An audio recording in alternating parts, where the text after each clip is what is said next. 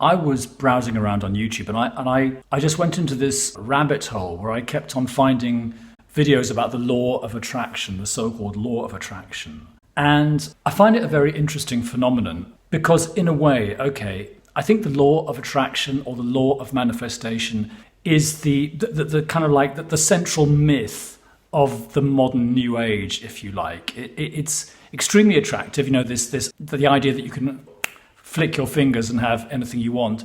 My income went from 4,000 to 175,000 in a year. And I'm going to teach you how to use the law of attraction. Through law of attraction, you can actually attract all the things that you want into your reality. But at the same time, it brings the whole of the new age into disrepute, I think, for the simple reason that it clearly doesn't work.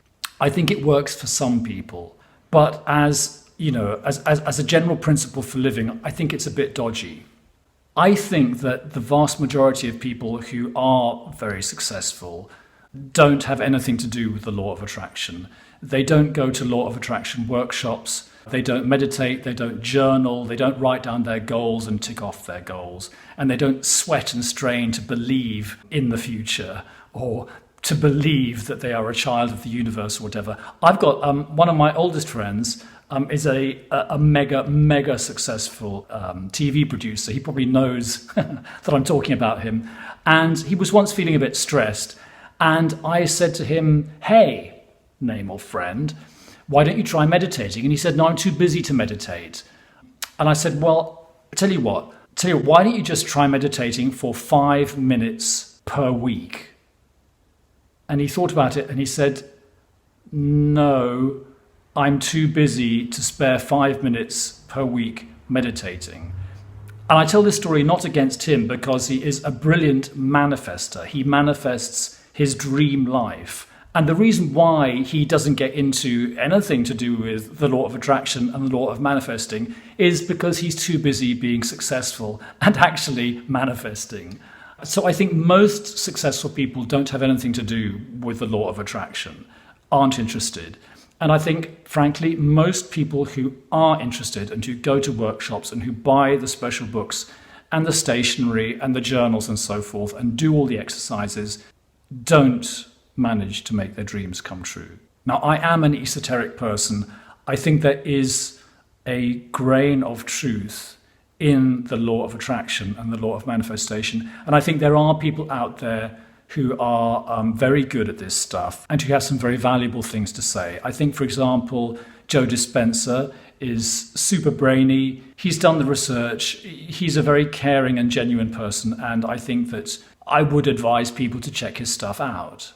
On the other hand, I also think it all seems rather complicated. Then on another level, there's a whole level of people who are sort of, in a sense, selling the law of attraction. They didn't think about it. It's not their idea, but they're on YouTube or they're doing workshops and they're writing books and they are sort of selling it on. So these people don't need to do any journaling or meditating to get rich. They can just, they can just persuade other people to come to their workshops and that's their income.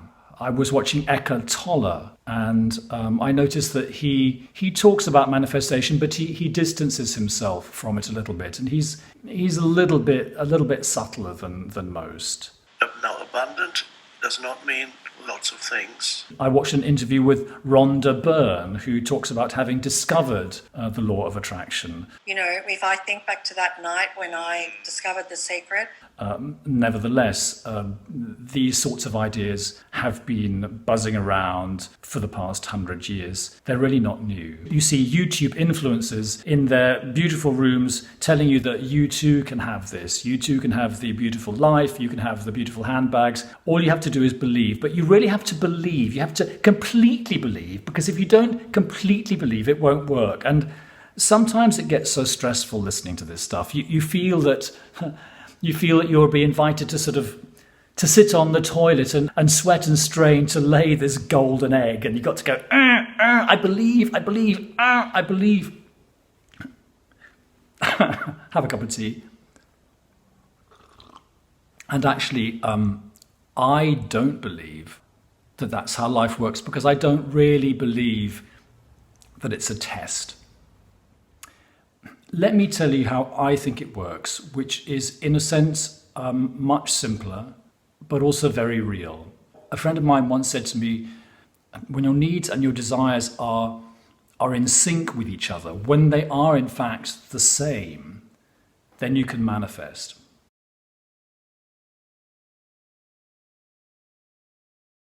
So I thought about that a lot. What did he mean by that?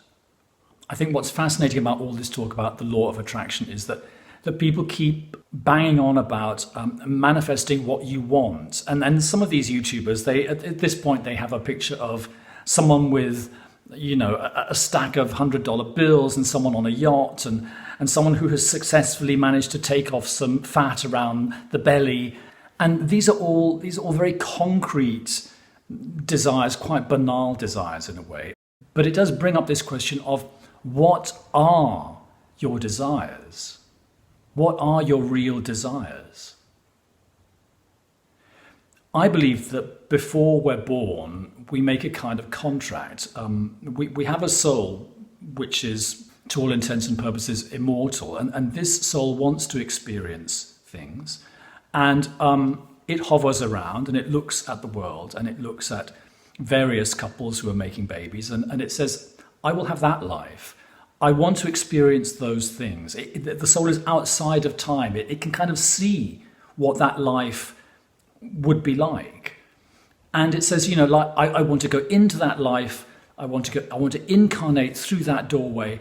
I want to experience those things. And it lives that life and it experiences those things. Now, the thing is that after we're born, we forget what our soul wanted to do because we get further and further away from this, from heaven, if you like, from the bardo.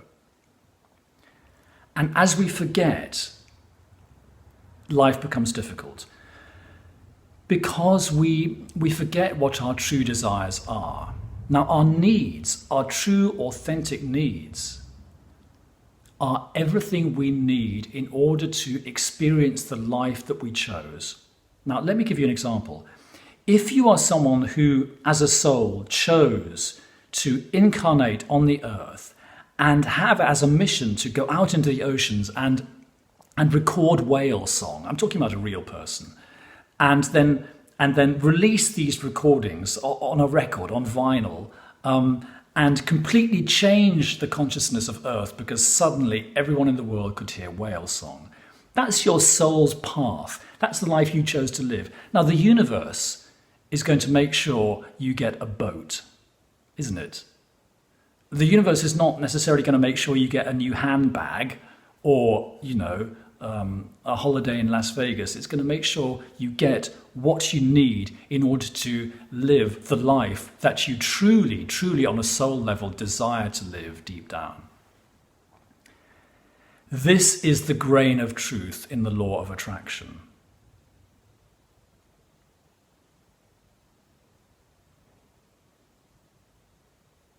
But it's a big if, isn't it? The question is, what are your desires? What do you really want? That's a huge question. Forget about what you need. There are certain things you know you need. You need food and warmth and shelter and touch. But the fundamental question really is, what do you desire? Because if you are pursuing the wrong desires, if you're pursuing, for example, Jung, C.G. Jung thought that we carry on trying to fulfill our parents' desires. We get caught up in the unlived desires of our parents, and we feel impelled to try to get that fulfillment on behalf of our parents. So you could easily be pursuing someone else's desires. I think that if you remember yourself, and you remember what your soul wanted to do when it was born, and if you can connect with your deepest wishes and your deepest desires, then everything you need will be manifested. Because if you are absolutely living the life that you incarnated to live, you absolutely desire what is going to happen.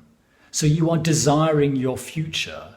So all your needs, one after the other, get fulfilled. And if you desire something, if you say, I want that, it will turn up because that's the next thing that happens in your life. This friend of mine who gave me this basic concept of needs and desires, he said that he knew a woman who had become incredibly synchronized with her needs and her desires. She was living the life she needed to live, absolutely 1,000%. And one day she woke up and she looked out of her window and she was really annoyed that there was this tree in front of her bedroom window. And she said, oh my God, I wish that tree wasn't there. And within 24 hours, it had been struck by lightning because she was completely manifesting her perfect life. So she had become this extraordinarily sort of frighteningly powerful person. I think it's not as easy as some of these law of attraction people say. And I also think it's not as complicated as some of them say.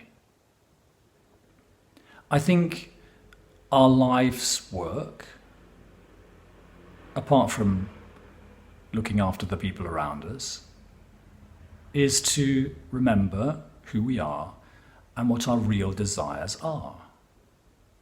And once we've remembered that, we have no further problems. Okay, see you next week. Bye.